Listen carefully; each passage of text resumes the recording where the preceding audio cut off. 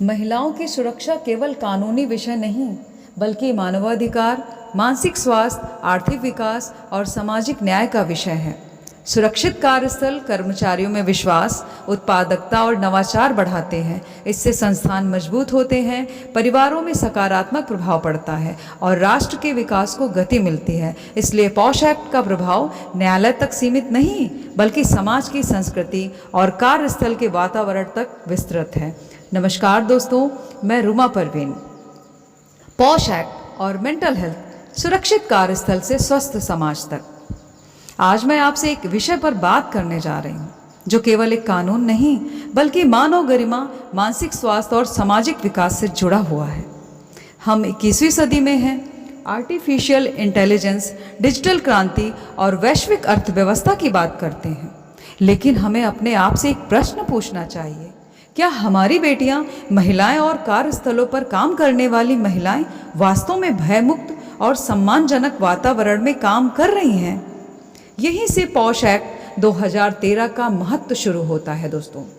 Posh केवल शिकायत दर्ज कराने का कानून नहीं है, यह एक ऐसी व्यवस्था है जो कहती है कि हर महिला को सुरक्षित, सम्मानजनक और गरिमापूर्ण कार्यस्थल मिलना चाहिए।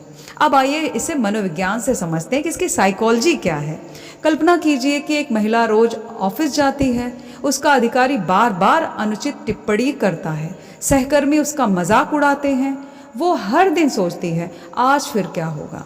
धीरे धीरे उसका दिमाग सुरक्षा मोड से निकलकर खतरे की भावना में रहने लगता है। वो लगातार तनाव महसूस करती है, उसका ध्यान भटकने लगता है, आत्मविश्वास कम होने लगता है, नींद भी प्रभावित होती है, उसको इंसोम्निया हो जाता है।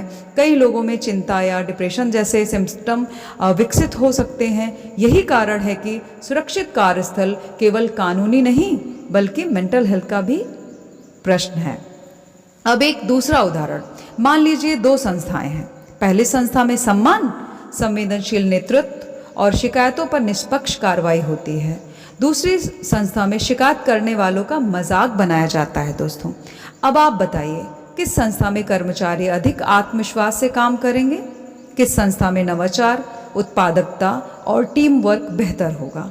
तो उत्तर स्पष्ट है। इसलिए पॉश केवल महिलाओं की सुरक्षा नहीं, बल्कि संस्थान की गुणवत्ता, विश्वास और दीर्घकालिक सफलता का भी आधार है।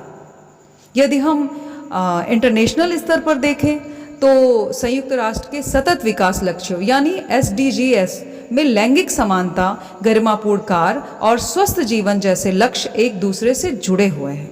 विश्व स्तर पर भी यह एक्सेप्ट किया गया है कि सम्मानजनक कार्यस्थल सामाजिक और आर्थिक विकास के लिए बहुत इम्पॉर्टेंट है। अब बात करते हैं 21वीं सदी की दोस्तों, क्योंकि हम 21वीं सदी में जी रहे हैं। आज हमारी बेटियां डॉक्टर, वैज्ञानिक, पुलिस अधिकारी, जज और बिजनेसमैन, सैनिक बन रही हैं, लेकिन हमें उन्हें पढ़ाना ही नहीं है, बल्कि यह भी सिखाना होगा कि सम्मानजनक व्यवहार क्या है, सीमाएं क्या है, और यदि किसी के साथ अनुचित व्यवहार हो तो सहायता कैसे ली जाए।